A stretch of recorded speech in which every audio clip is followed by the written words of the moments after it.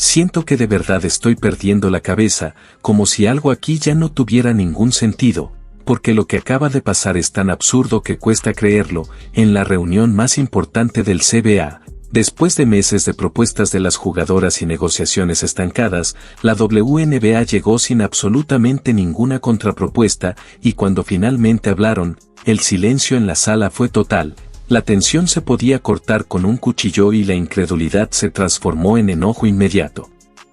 No fue un simple error ni un descuido administrativo, fue un acto frío y calculado que se sintió como una falta de respeto directa, una decisión que dinamitó la negociación y dejó a las jugadoras confundidas, furiosas y con la sensación de que la confianza entre la liga y sus atletas acababa de romperse por completo.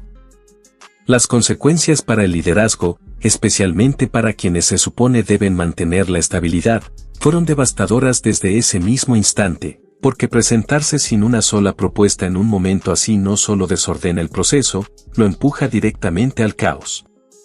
Lo único positivo, si es que se le puede llamar así, es que la propia WNBA dejó claro que no llegó con ninguna propuesta, y eso no fue casualidad ni improvisación, fue una decisión consciente. Las jugadoras enviaron una propuesta, la liga respondió con una contrapropuesta, las jugadoras reenviaron exactamente el mismo documento y la WNBA simplemente dijo no vamos a responder a eso, dejando de forma evidente la pelota en la cancha de las jugadoras.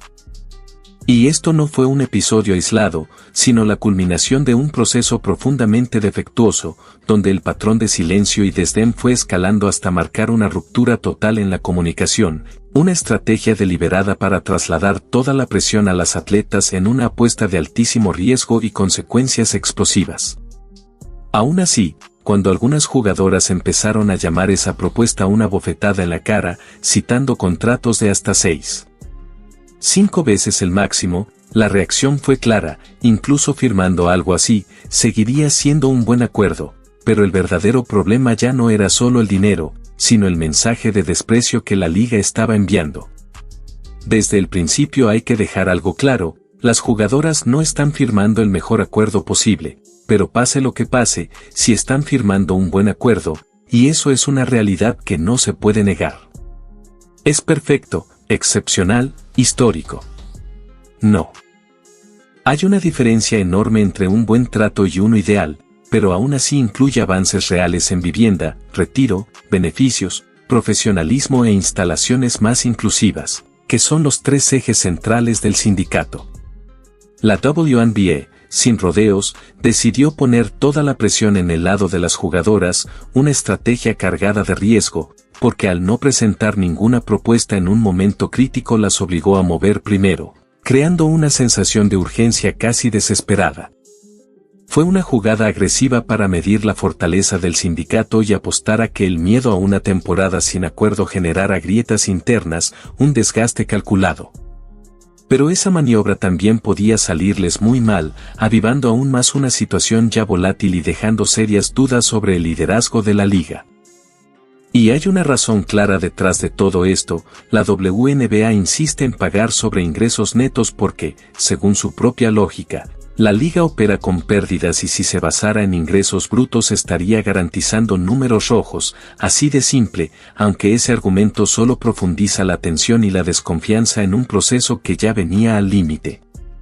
A la reunión se sumaron por Zoom Alysha Clark, la tesorera Bree Turner y también Stephenson, jugadora de las Mystics, mientras que la vicepresidenta Kelsey Plum, Collier, Stewie y Elizabeth Williams participaron de la conversación, aunque Plum y Collier originalmente iban a asistir en persona pero no pudieron viajar desde Miami por un supuesto problema con los vuelos que nadie terminó de explicar, porque según lo que se vio no hubo cancelaciones ni aviones varados. En ese contexto salió a la luz la propuesta que las jugadoras habían presentado en diciembre, una propuesta ambiciosa que planteaba un salario máximo de $1.3 millones y un salario promedio de $530,000, cifras que para muchas representaban un paso necesario hacia la verdadera profesionalización de la liga y un intento legítimo de compensar de forma justa a un talento que históricamente ha sido subpagado.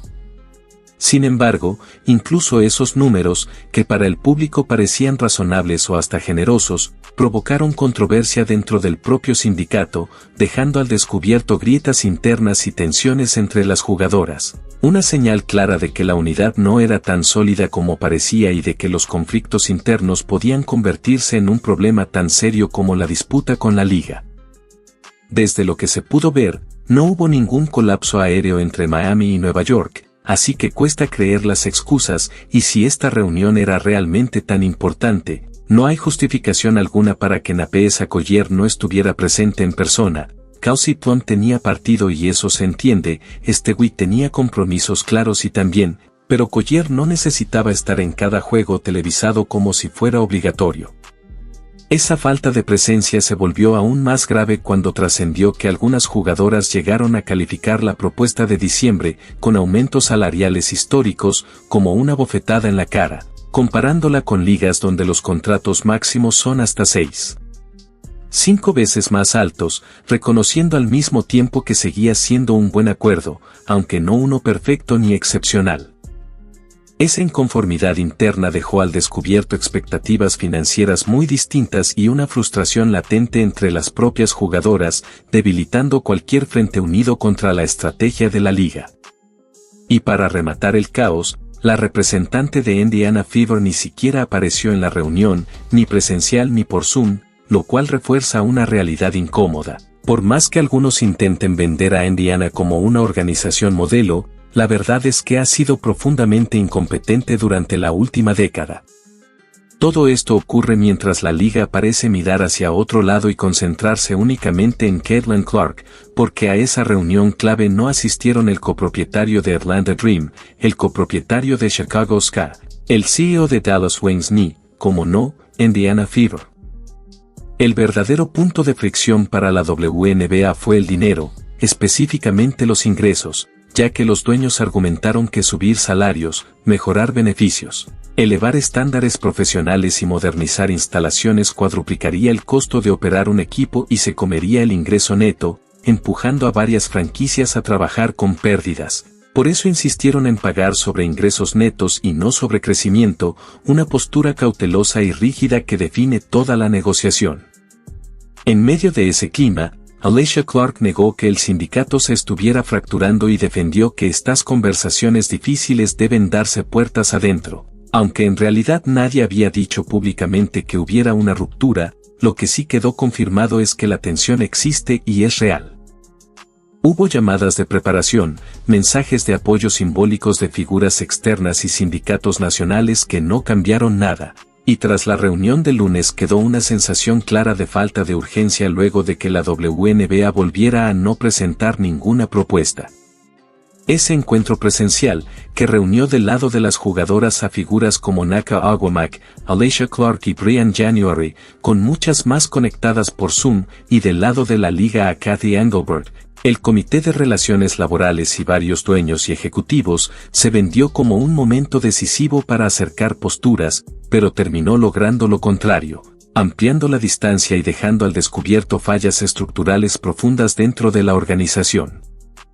Todo indica que la huelga sigue siendo el último recurso, y eso en sí mismo es algo positivo, pero lo que esta situación deja al descubierto es una realidad incómoda. Los dueños están apostando claramente a desgastar a las jugadoras, a esperar a que el tiempo juegue a su favor, porque saben perfectamente que el lado urgente es el de las jugadoras y no el de la liga.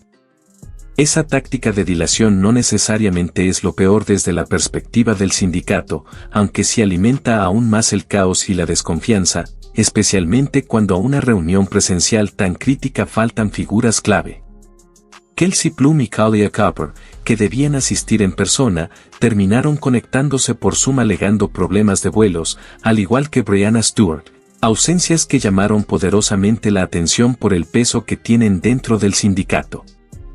Las explicaciones sonaron débiles desde el inicio y la credibilidad se desmoronó rápidamente cuando se supo que no hubo cancelaciones de vuelos entre Miami y Nueva York ese día, lo que dejó la sensación de que no se trataba de un simple problema logístico, sino de algo más profundo. Si la reunión era tan decisiva como se decía, la falta de una razón comprobable para no estar ahí en persona solo reforzó la sospecha de que el compromiso real de algunas líderes no estaba a la altura del momento, agravando todavía más un ambiente ya cargado de tensión y desconfianza. Todo esto dejó implícito que la ausencia no fue casual, sino una decisión deliberada de no asistir en persona, lo que encendió la especulación, la indignación y dejó claro que entre figuras clave no existía un frente unido ni un compromiso real. Pero la ausencia más escandalosa fue, sin duda, la de la representante de Indiana Fever, que no solo faltó a la reunión presencial, sino que ni siquiera apareció por Zoom, un plantón imperdonable de una franquicia que, pese a la narrativa de ser una buena organización, ha sido vista como incompetente durante la última década. Esa falta total de participación envió un mensaje de desprecio no solo hacia las jugadoras, sino hacia toda la liga, reflejando una desconexión estructural que contribuyó directamente al caos y a lo improductivo del encuentro. A esto se sumó el desorden interno dentro del propio comité ejecutivo de la MPA, donde Alicia Clark confirmó abiertamente debates intensos y una fractura real dentro del sindicato, reconociendo que las conversaciones a puerta cerrada eran complejas, pero dejando al descubierto divisiones profundas que impedían una voz unificada. Esa tensión interna se tradujo en dos bandos claros dentro del liderazgo, uno decidido a mantenerse firme y resistir las condiciones de la liga, y otro que ya contemplaba la posibilidad de ir hacia una huelga, un último recurso extremo que podría paralizar por completo a la WNBA. Este desacuerdo profundo sobre la estrategia fue directamente catastrófico, porque paralizó la capacidad del sindicato para actuar con decisión y jugó exactamente a favor de unos dueños que parecían cómodos esperando a que las jugadoras se desgastaran, dejando en evidencia la vulnerabilidad del MPA.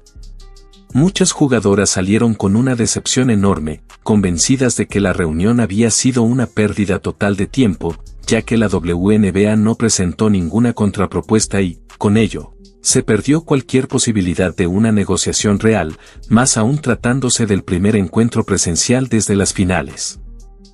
Esa sensación de frustración y de inutilidad se apoderó del ambiente, erosionando todavía más la moral y la confianza, y haciendo que cualquier camino constructivo hacia adelante pareciera lejano y cargado de enojo. Aún así, Alicia Clark reiteró que la huelga seguía sobre la mesa, pero solo como último recurso, subrayando que todavía hacían falta muchas más conversaciones antes de dar un paso tan extremo, aunque la sola mención de esa opción, aprobada en una votación previa, dejó claro lo grave del momento y funcionó como una advertencia directa de que la paciencia se estaba agotando.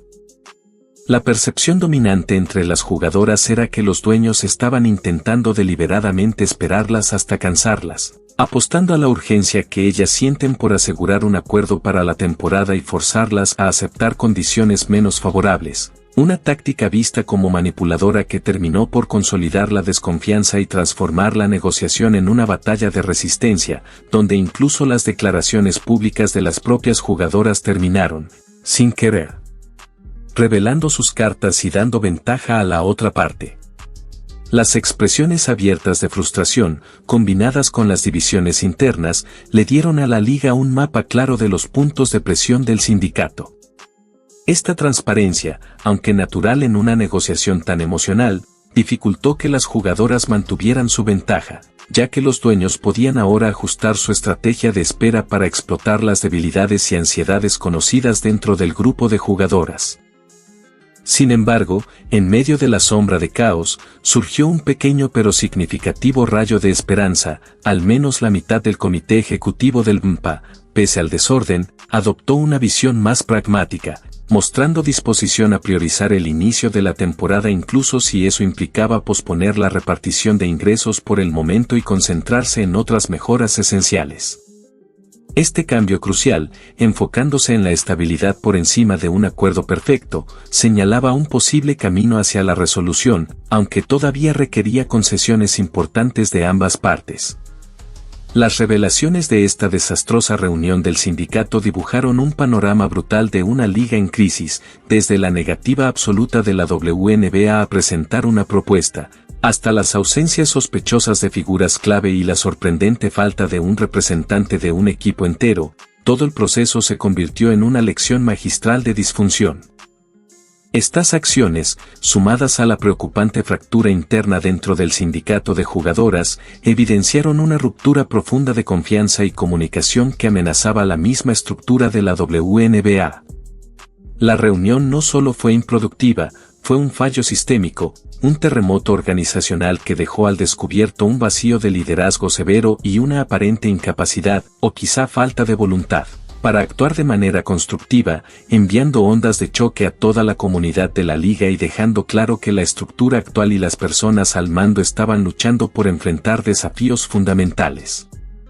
El futuro de la liga, de sus jugadoras y de sus aficionados ahora pende de un hilo, dependiendo de si quienes están en el poder pueden reconstruir la confianza tras los escombros de este fracaso monumental. Las consecuencias de una negociación tan catastrófica, marcada por un desprecio evidente y divisiones internas, no pudieron ser contenidas.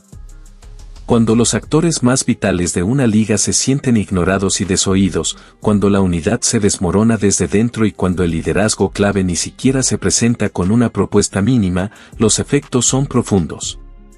Este nivel de caos sostenido exige inevitablemente responsabilidad en los más altos niveles, y la presión sobre la WNBA para abordar estas fallas sistémicas y para que figuras clave den un paso al costado nunca ha sido tan intensa, señalando que cambios importantes en la cúpula no solo son posibles, sino probablemente inevitables.